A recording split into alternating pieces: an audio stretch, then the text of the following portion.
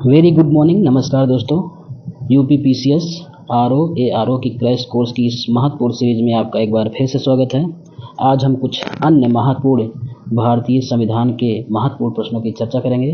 तो आइए शुरुआत करते हैं। पहला प्रश्न है कि भारत के संविधान में नई अखिल भारतीय सेवाएं स्थापित करने का अधिकार प्राप्त है। तो किस अनुच्छेद के अंतर्गत उसका उल्लेख है? नई अखिल भारतीय सेवाएं,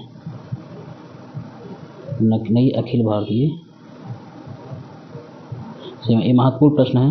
नई अखिल भारतीय सेवाएं स्थापित करना, ऐसा इसका अधिकार भारत के संविधान के किस अनुच्छेद में वर्णित है? तो ये वर्णित है अनुच्छेद 312 के अंतर्गत इसका वर्णन किया गया है। और इसमें एक अनुच्छेद 312 में कहा गया है कि राज्यसभा प्रस्ताव पारित कर नई अखिल भारतीय सेवाएं स्थापित करने का अधिकार केंद्र सरकार को दे सकती है। वेरी इंपॉर्टेंट प्रश्न है ये। वेरी इंपॉर्टेंट प्रश्न है कि अनुच्छेद 312 के अनुसार राज्यसभा प्रस्ताव पारित कर नई अखिल भारतीय सेवाएं स्थापित करने का अधिकार केंद्र सरकार को दे सकती है। अगला प्रश्न है, भारतीय संविधान का कौन सा अनुच्छेद है जिसमें संचित निधि का उल्लेख है? संचित निधि का उल्लेख भारतीय संविधान के किस अनुच्छेद में है? तो वो है अनुच्छेद 266। अनुच्छेद 266 में संचित निधि का उल्लेख किया गया है। और इस अनुच्छेद 266 के अनुसार सरकार को मिलने वाले सभी राजस्वों जैसे सीमा शुल्क, उत्पाद शुल्क, आयकर, संपदा शुल्क, अन्य कर एवं शुल्क और सरकार द्वारा दिए गए ऋणों की वसूली से जो धन प्राप्त होता है वो सभी संचित निधि में जमा किए जाते हैं। और संसद की स्वीकृति के पश्चात ही सरकार अपने सभी खर्चों का वहन इसी निधि से करती है, यानी संचित निधि से करती है। तो अगला प्रश्न है कि नई विभागीय समिति प्रणाली कब से शुरू हुई? नई विभागीय समिति प्रणाली कब से शुरू हुई, ये बताना है कि नई विभागीय समिति प्रणाली कब से शुरू हुई थी, कब से लागू हुई थी? तो लागू हुई थी 1993 से। 1993 से लागू हुई थी। ठीक है। अगला प्रश्न है, संविधान की विषय सूचियों में दिए गए विषयों के अतिरिक्त विषयों पर कौन कानून बना सकता है? संसद। मतलब कहा गया है कि संविधान की विषय सूचियों में दिए गए विषयों के अतिरिक्त विषयों पर कौन कानून बना सकता है? तो वो बना सकती है संसद जो है दिए गए विषयों के अतिरिक्त विषयों पर भी कानून बना सकती है। ठीक है। अगला प्रश्न है, संसद में शून्यकाल का समय क्या है? संसद में शून्यकाल का समय क्या है? संसद में शून्यकाल का समय है दोपहर 12 बजे से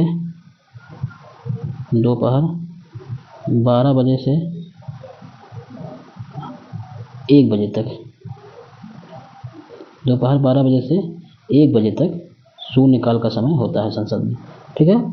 और वो जो प्रश्नकाल के यानी कि 12 बजे से पहले का काल जो है वो प्रश्नकाल का समय होता है। प्रश्नकाल के तुरंत बाद का 1 घंटा का समय है वो, जिसमें बिना पूर्व सूचना के, और इस शून्यकाल में होता क्या है, इसमें बिना पूर्व सूचना के सार्वजनिक महत्व का कोई भी प्रश्न उठाया जा सकता है। इस प्रकार संसदीय व्यवस्था में शून्यकाल भारत की ही देन है। इसके पहले शून्यकाल कहीं भी नहीं इस्तेमाल किया जाता था। इसके अलावा भी संसदीय प्रस्ताव है, जैसे जिसमें स्थगन प्रस्ताव, ध्यानाकर्षण प्रस्ताव, विशेषाधिकार प्रस्ताव, निंदा प्रस्ताव, कटौती प्रस्ताव, अविश्वास प्रस्ताव, विश्वास प्रस्ताव। ठीक है। ये भी बहुत सारे प्रस्ताव हैं। अगला प्रश्न है, अब पूछा जाए कि भारतीय संसद में शामिल कौन कौन होता है? भारतीय संसद में किसको शामिल किया जाता है? किसको मिला के कहा जाता है कि हाँ ये सभी संसद के अंग हैं? तो लोकसभा,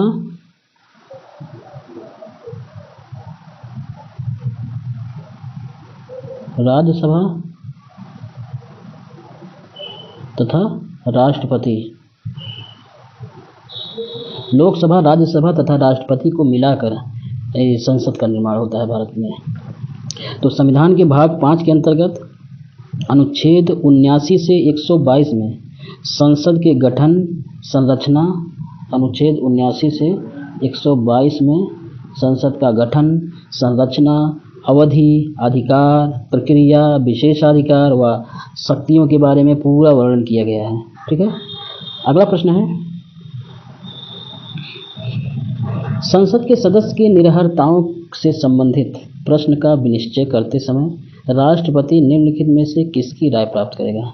अगर संसद के सदस्य की अगर निरर्हता को सुनिश्चित करना है तो राष्ट्रपति किसकी राय प्राप्त करेगा?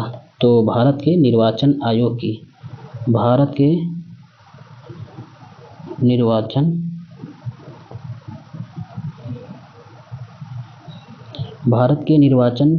आयोग,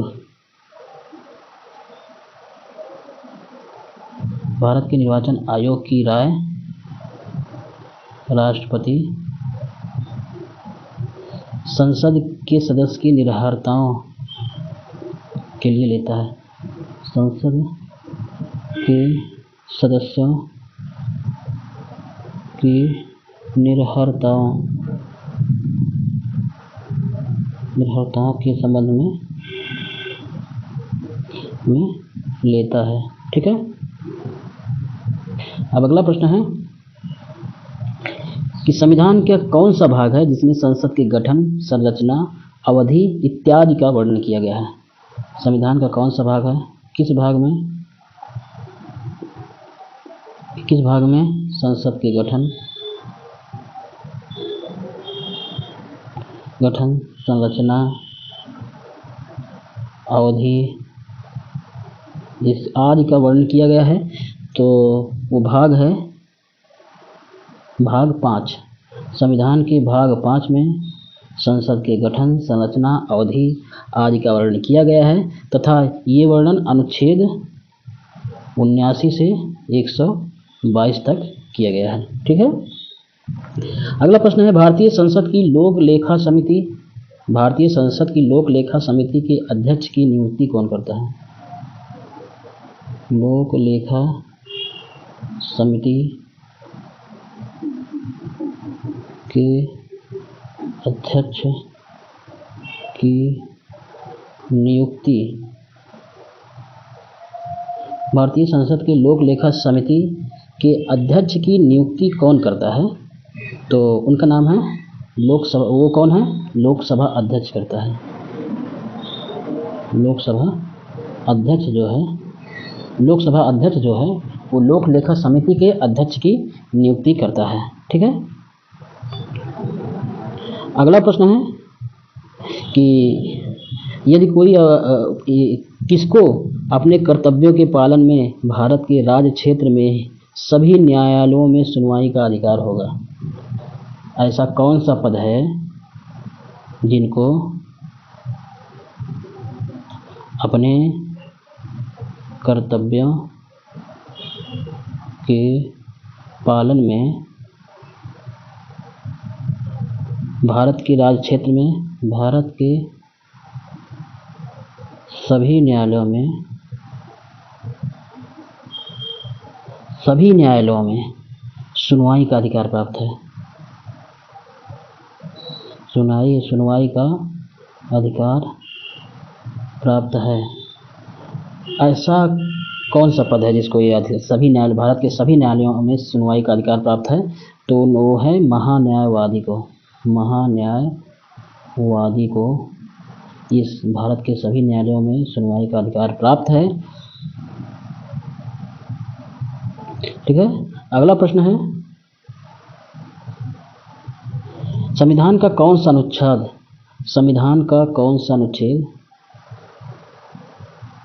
संविधान के किस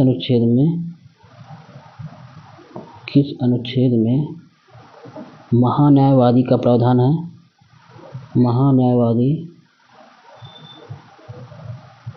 महान्यायवादी के पद का प्रावधान है। तो ऐसा कौन सा अनुच्छेद है?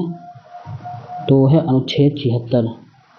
भारत के संविधान के अनुच्छेद 76 के अनुसार एक महान्यायवादी का प्रावधान किया गया है, और जिसको राष्ट्रपति अपने हस्ताक्षर के अनुसार राष्ट्रपति के प्रसाद पर्यंत, यानी कि राष्ट्रपति के प्रसाद पर्यंत ही महान्यायवादी अपना पद धारण करता है। ठीक है। अगला प्रश्न है कि सॉलिसिटर जनरल किसे कहते हैं। अगर पूछा जाए कि सॉलिसिटर जनरल,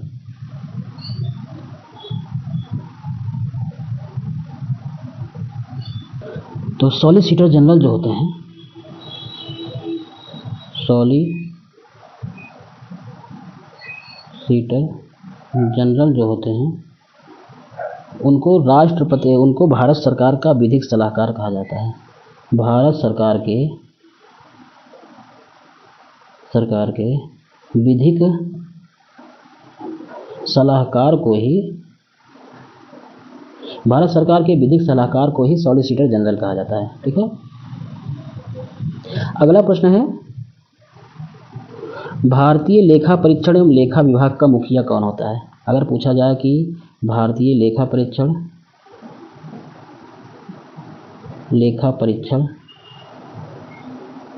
और लेखा विभाग,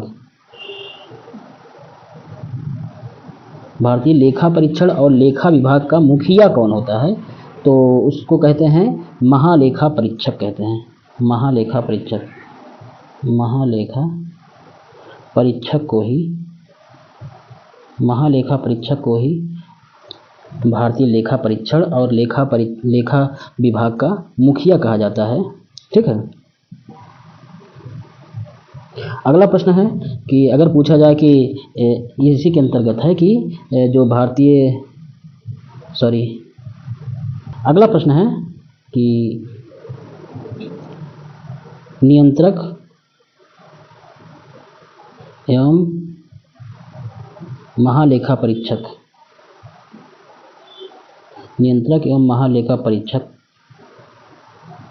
का प्रावधान भारतीय संविधान के किस अनुच्छेद में हुआ, किस अनुच्छेद में है भारतीय संविधान के, तो वो अनुच्छेद है अनुच्छेद 148। अनुच्छेद 148 में नियंत्रक एवं महालेखा परीक्षक यानी CAG जिसको बोलते हैं का प्रावधान भारतीय संविधान में उल्लिखित है। ठीक है। अगला प्रश्न है कि अगर ये भी पूछें कि नियंत्रक एवं महालेखा परीक्षक की नियुक्ति कौन करता है, तो राष्ट्रपति द्वारा इनकी नियुक्ति की जाती है। किसके द्वारा? राष्ट्रपति द्वारा इनकी नियंत्रक एवं महालेखा परीक्षक की नियुक्ति राष्ट्रपति द्वारा की जाती है। ठीक है, राष्ट्रपति द्वारा। अगला प्रश्न है, नियंत्रक एवं महालेखा परीक्षक द्वारा राष्ट्रपति को कितने लेखा परीक्षा प्रतिवेदन प्रस्तुत किए जाते हैं? नियंत्रक एवं महालेखक जिसको कैग बोलते हैं, कैग द्वारा राष्ट्रपति को कितने लेखा परीक्षा प्रतिवेदन प्रस्तुत किए जाते हैं? कितने लेखा परीक्षा प्रतिवेदन प्रस्तुत किए जाते हैं? तो उनकी संख्या है कितनी है? 3 है।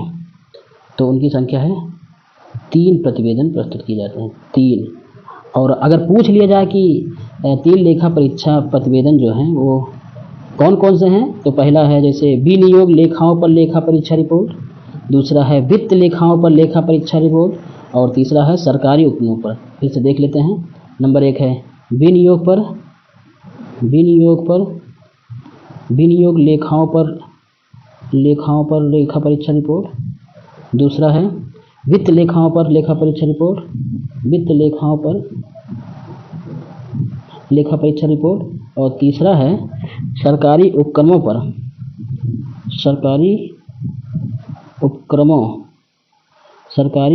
पर लेखा परीक्षा रिपोर्ट। ये 3 प्रकार की रिपोर्ट हैं जो कि नियंत्रक एवं महालेखा परीक्षक द्वारा राष्ट्रपति को प्रस्तुत किए जाते हैं। ठीक है। अगला प्रश्न है, नियंत्रक एवं महालेखा परीक्षक को किसका आँख व कान कहा जाता है? कैग को किसकी आँख व कान कहा जाता है? नियंत्रक एवं महालेखा परीक्षक यानी कै को किसकी आँख व कान कहा जाता है? तो लोक लेखा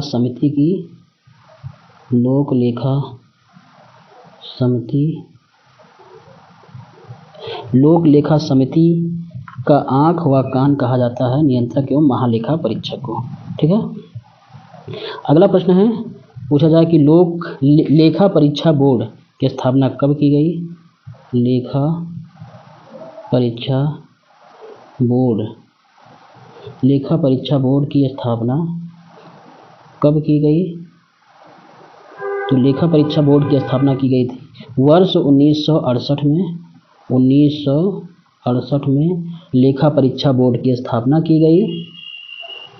ठीक है। और नियंत्रक एवं महालेखा परीक्षक के कार्यालय के एक अंग के रूप में इसकी स्थापना की गई थी। ठीक है। अगला प्रश्न है, लेखा परीक्षा बोर्ड के अध्यक्ष व सदस्यों की नियुक्ति किसके द्वारा की जाती है?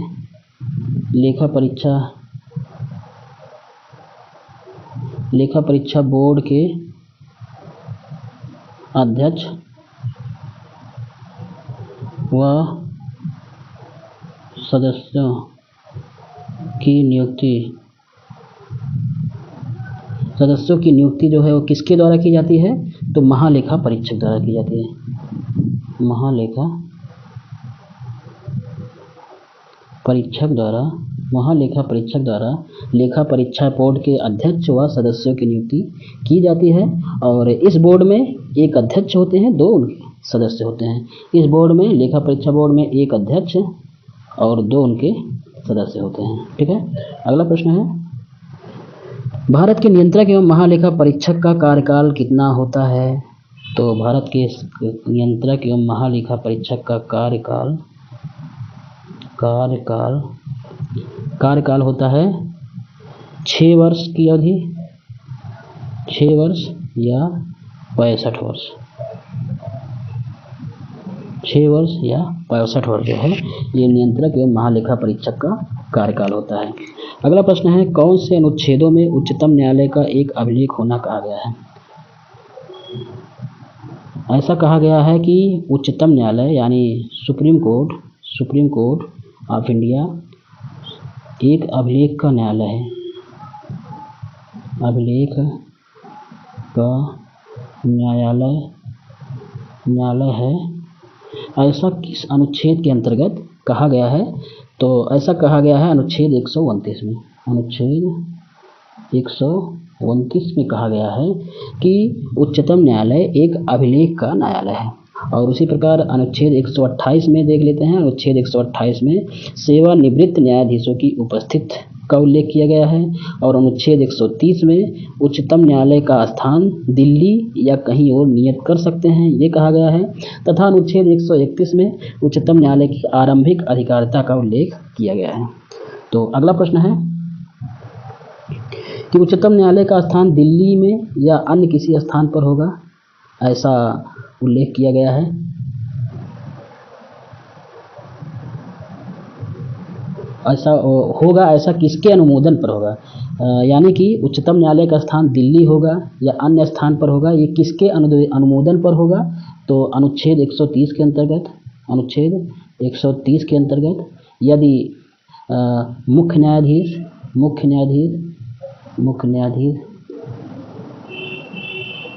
या राष्ट्रपति का अनुमोदन प्राप्त हो जाए, मुख्य न्यायाधीश तथा राष्ट्रपति का अनुमोदन प्राप्त हो जाए तो फिर भारत में कहीं भी, दिल्ली हो या कहीं भी, उच्चतम न्यायालय का स्थान निर्धारित किया जा सकता है। ठीक है। अगला प्रश्न है कि उच्चतम न्यायालय का न्यायाधीश किसको संबोधित करते हुए अपना त्यागपत्र देता है? सुप्रीम कोर्ट का न्यायाधीश अपना त्यागपत्र किसको संबोधित करते हुए देता है? सुप्रीम कोर्ट का न्यायाधीश अपना त्यागपत्र किसको संबोधित करते हुए देता है? तो वो जो है राष्ट्रपति को संबोधित करते हुए अपना त्यागपत्र देता है। राष्ट्रपति को संबोधित करते हुए सुप्रीम कोर्ट का न्यायाधीश अपना त्यागपत्र देता है और ऐसा अनुच्छेद 124 में उल्लिखित है। ठीक है, अनुच्छेद 124 में उल्लिखित है कि कोई भी न्यायाधीश राष्ट्रपति को संबोधित करके अपने हस्ताक्षर सहित लेख द्वारा अपना त्यागपत्र दे सकता है। ठीक है, अगला प्रश्न है कि उच्चतम न्यायालय के न्यायाधीश किस अनुसूची के समकक्ष शपथ करते हैं? ऐसा किस अनुसूची में कहा गया है कि उच्चतम न्यायालय के न्यायाधीश के शपथ का प्रतिज्ञान किस अनुसूची के अंतर्गत आता है? तो वो अनुसूची है अनुसूची 3। भारतीय संविधान की अनुसूची 3 के अनुसार, भारतीय संविधान की अनुसूची 3 के अनुसार उच्चतम न्यायालय के न्यायाधीश शपथ ग्रहण करते हैं। ठीक है, और ये शपथ भारत के राष्ट्रपति द्वारा दिलाई जाती है। उच्चतम न्यायालय के न्यायाधीश, सुप्रीम कोर्ट के न्यायाधीश का शपथ ग्रहण करते हैं और वो भारत के राष्ट्रपति द्वारा दिलाई जाती है। भारत के राष्ट्रपति द्वारा शपथ दिलाई जाती है। ठीक है, इस प्रकार आज के महत्वपूर्ण प्रश्नों की सीरीज समाप्त होती है। अब मिलते हैं इसी प्रकार के अन्य महत्वपूर्ण प्रश्नों की सीरीज में। तब तक के लिए जय हिंद, जय भारत।